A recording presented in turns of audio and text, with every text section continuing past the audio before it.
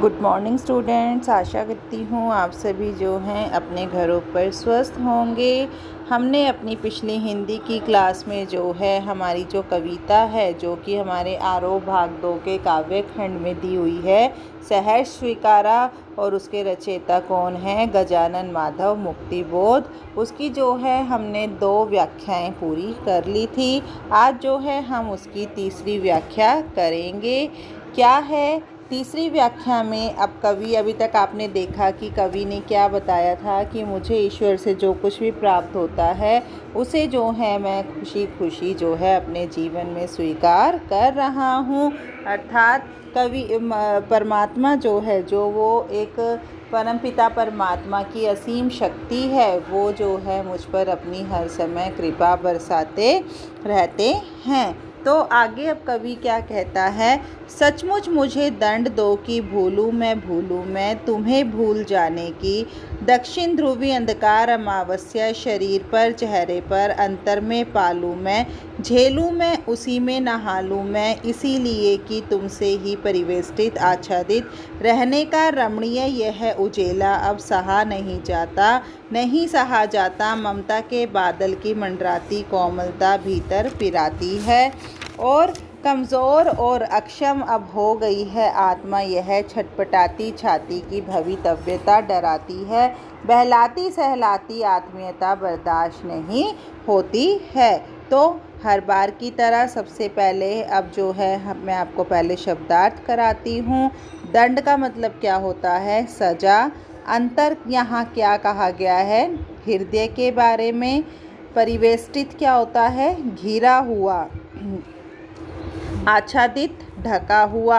रमणीय सुंदर। अक्षम होता है क्षमता रहित, अशक्त या असमर्थ। छटपटाना पीड़ा के कारण हाथ पैर मारना या आर्थिक दुखों से परेशान होना। भवितव्यता होना क्या होता है? शक्तिहीन। और आत्मीयता क्या होती है? अपनापन। बर्दाश्त सहन नहीं होती है। और रमणीय का क्या मतलब होता है? सुंदर। यहाँ दक्षिणी ध्रुव के बारे में बताया गया है। दक्षिणी ध्रुव आप सबको पता है, अमावस्या चंद्रविहीन रात होता है। और झेलू का मतलब क्या होता है? सहन करना। और मंडराती मतलब छाई हुई। कोमल मतलब नाजुक। भवितव्यता भावी। अब हम अपना पहले प्रसंग लिखेंगे। प्रसंग में आप क्या लिखोगे कि प्रस्तुत पद्यांश हमारी हिंदी की पाठ्य पुस्तक आरोह भाग 2 में गजानन माधव मुक्तिबोध द्वारा रचित कविता सहर्ष स्वीकारा से अवतरित किया गया है। इसमें कवि ने मनुष्य को यह प्रेरणा दी है कि जीवन में आपके चाहे सुख के पल हो या दुख के पल हो, उन्हें जो है हर स्थिति में खुशी खुशी स्वीकार कर लेना चाहिए। अब यहाँ कवि क्या कह रहे हैं? सचमुच मुझे दंड दो कि भूलूं मैं तुम्हें भूल जाने की। अर्थात कवि यहाँ असीम सत्ता उस परमपिता परमात्मा को संबोधित करते हुए कहता है, हे प्रभु, मैंने आपको भूल जाने की जो भूल की है उसके लिए आप मुझे वास्तव में दंड दो, वास्तव में आप मुझे सजा दो। आपको भूलकर जो मैंने अपराध किया है उसका मुझे अवश्य दंड मिलना चाहिए। दक्षिणी ध्रुवी अंधकार अमावस्या शरीर पर चेहरे पर अंतर में पालूं मैं, झेलूं मैं उसी में नहालूं मैं। यहाँ जो है कवि क्या कह रहा है कि जो अतः मैंने आपको भूल जाने की जो गलती की है मुझे उसका दंड मिलना चाहिए। जिस प्रकार धरा के दक्षिणी ध्रुव पर, यानी कि जो हमारी धरती है वो 2 ध्रुवों में विभाजित है, उत्तरी ध्रुव और दक्षिणी ध्रुव।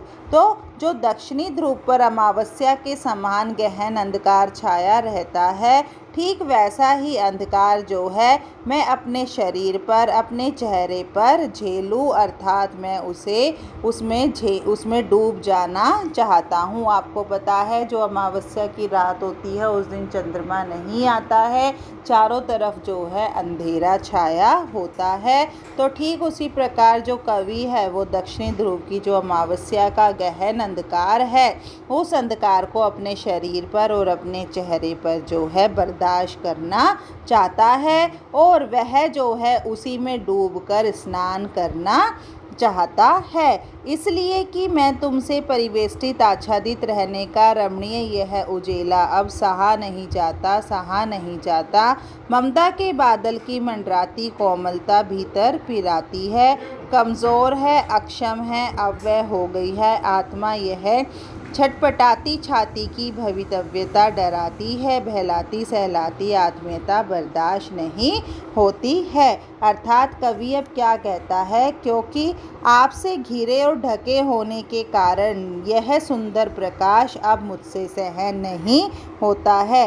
अर्थात जो मैं आपके प्रकाश से चारों ओर से घिरा रहता हूँ, ढका रहता हूँ, अब यह प्रकाश जो है मुझसे बर्दाश्त नहीं होता है। अर्थात कवि कहता है कि हे प्रभु, आपसे ढके हुए होने का यह सुंदर प्रकाश मुझसे अब ज़्यादा सहन नहीं होता है, इसलिए अब मैं अंधेरी अमावस्या में डूब जाना चाहता हूँ। अब तो यह स्थिति हो गई है कि ममता के बादल मेरे जो चारों ओर मंडराते रहते हैं, इन ममता के बादलों की कोमलता को देखकर जो है मेरे हृदय में अब पीड़ा होने लगी है। जिन ममता रूपी बादलों को देखकर पहले मैं आनंदित हो जाता था, खुश हो जाता था, अब वही ममता रूपी बादल जो है मुझे पीड़ा देते हैं, कष्ट देते हैं। कमज़ोर और अक्षम अब हो गई है यह आत्मा।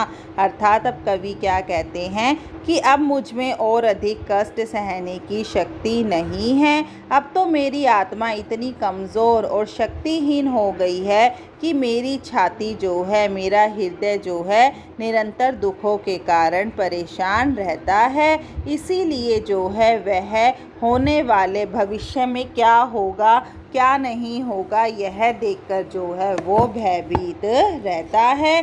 भवितव्यता आने वाले समय में अवश्य ही घटित होने के कारण मेरे कमज़ोर और शक्तिहीन हृदय को जो है पीड़ा देती रहती है। अर्थात भविष्य में जो कुछ भी घटित होने वाला है, यह सोच कर जो है मेरे हृदय को हमेशा पीड़ा होती रहती है।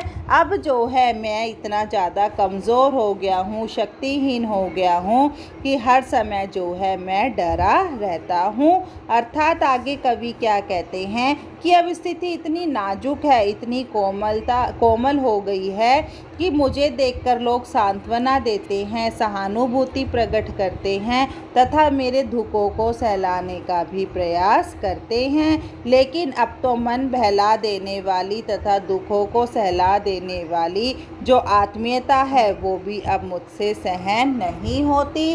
अर्थात मुझे कोई अपनापन दिखाता है, सहारा देने की कोशिश करता है या मेरी किसी प्रकार की मदद करने की कोशिश करता है, तो वह सब कुछ जो है अब मुझसे बर्दाश्त नहीं होता है।